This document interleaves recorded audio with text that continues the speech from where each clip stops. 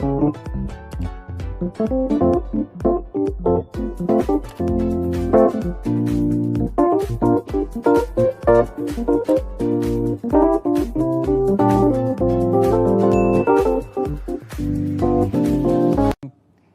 all the devils are chained during the month of Ramadan, how come people continue to commit sins? And I do agree with you, this is a common question. And I remember several years back when I was in school and when I heard this hadith that the devils are chained in the month of Ramadan, immediately the question that came to my mind, and the question that comes to many Muslims' mind and many non-Muslims, is that if the devils are chained, then how do human beings yet commit sins?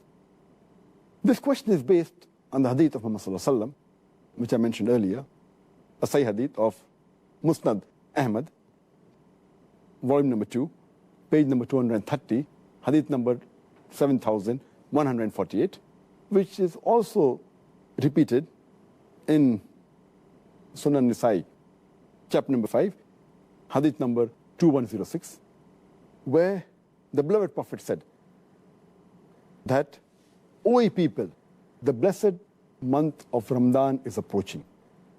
And Allah has ordained for you that you fast in this month.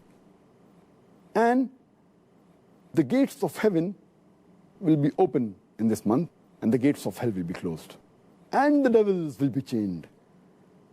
In this month is a night, which is better than 1,000 months. And a person who's deprived of the blessing in this month is truly a deprived person.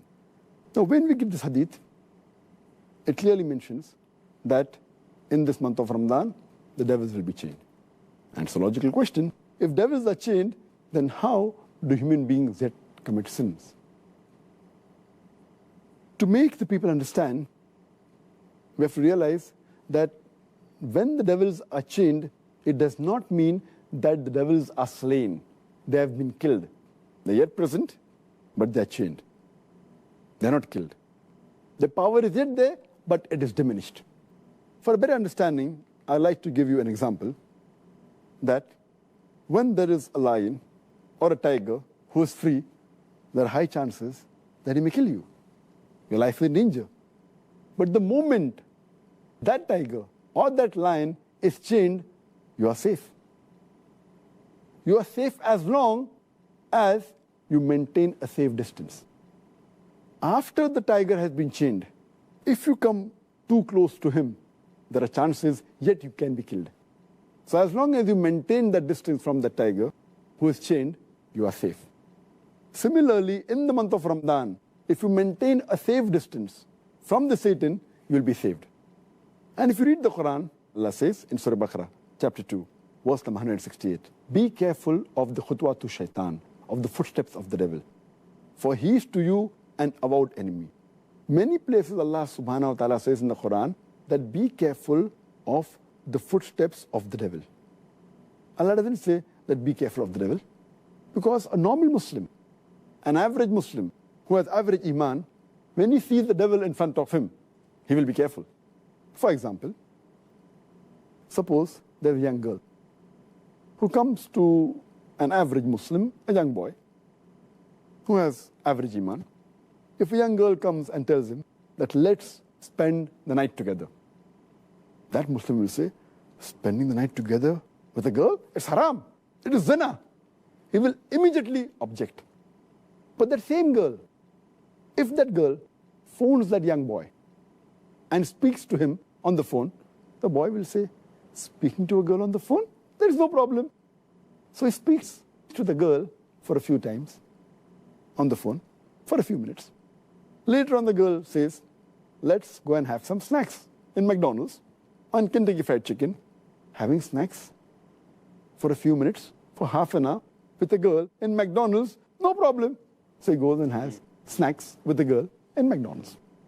Later on, the girl says, why not have dinner in a restaurant? Having dinner with a girl in a restaurant for a couple of hours, no problem. Then the girl says, why not spend the night together? And then the boy says, spending the night together with a girl, no problem. So this is khutwatu shaitan, footsteps of the devil. This is not mentioned in the Quran, this is just my own example. So what Allah warns us is that be careful of the khutuwatu shaitan, the footsteps of the devil. If the devil comes directly in front of an average Muslim who has iman, he will abstain. He will run away from it. But the khutuwatu shaitan are the things which are dangerous.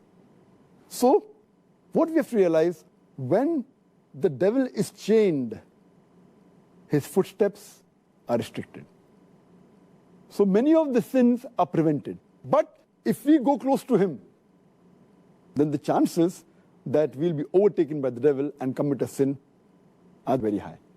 So what we have to be careful, that in Ramadan, if we keep the distance, then the chance of committing sin is less. But if we go close to the Satan, even though he's chained, like how a tiger can walk even after he's chained, same the devil. So this is my understanding. And the beloved Prophet said, the devils are chained, the devil can yet move.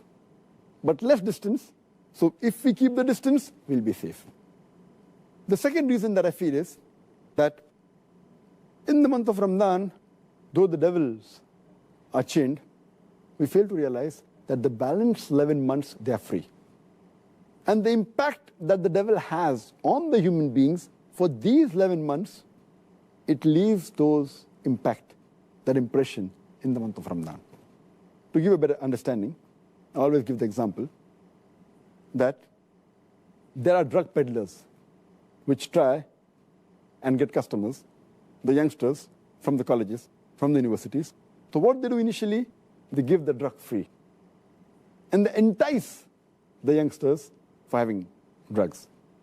Later on, after some time, they charge a nominal amount for that drug. Later on, they charge an exorbitant amount. But by the time the youngster is already hooked on to the drug. So even if the drug dealer is not there, they will try and find where the drug dealer is. They will go out of the way to find him and get the drug. And many of them, even if the drug peddler, the drug dealer, is imprisoned by the law, they will go out of the way to find someone else. They may go in a chemist shop and buy mandrakes, whatever it is. They are so much hooked onto it. So these people who have become addicts to drugs, or rather say addicted to the Satan, even though the Satan is imprisoned, the effect is yet there. So in this way we understand, as a drug dealer, as a drug peddler, even after he goes, the drug addict gets accustomed to that drug. So we human beings, we are accustomed to the sin. And even though the Satan is imprisoned, we keep on committing these mistakes. But mainly those people who have become addicts fall in this category. So those who do major sin fall in this category. But the normal Muslims, the average Muslims who haven't become addicted, it's easy for them to stay away from sin. And the third reason that I give is that though there are some scholars who say that in this month of Ramadan, the strong devils, the marids, they're imprisoned. The smaller ones are free. So they keep on committing mistakes.